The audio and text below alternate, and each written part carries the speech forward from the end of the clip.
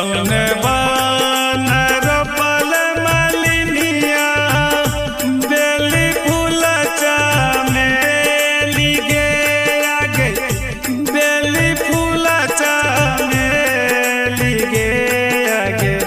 कौन बन रोपल मलिनिया फूलवाया रहूल गे आगे कौन बन रोपवे मलिनिया फूलवाया रहूल गे आगे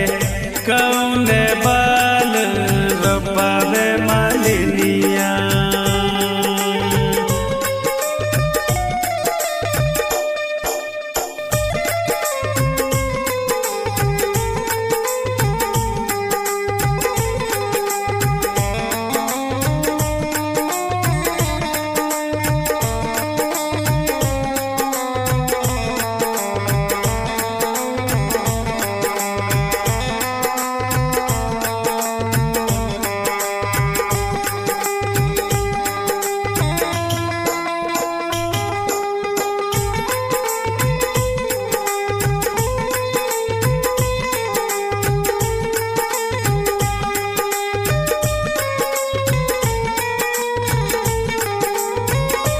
बाबा बन रोपवे है दुर्गा माई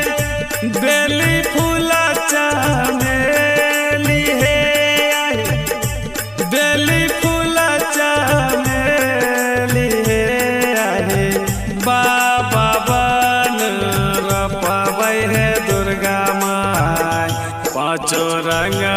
रहूल हे आहे बाबा रोपवे है दुर्गा माई पाँचों रंग रहूल हे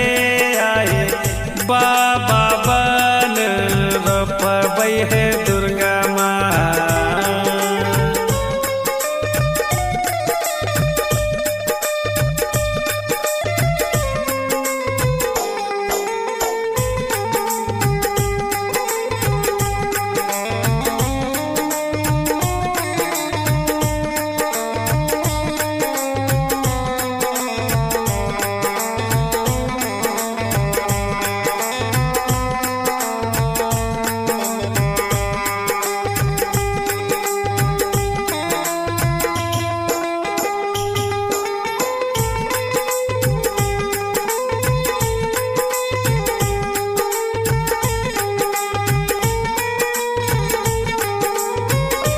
कौन जल ढरवे मलिनिया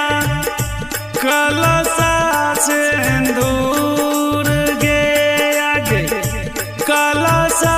सिंदूर गे आगे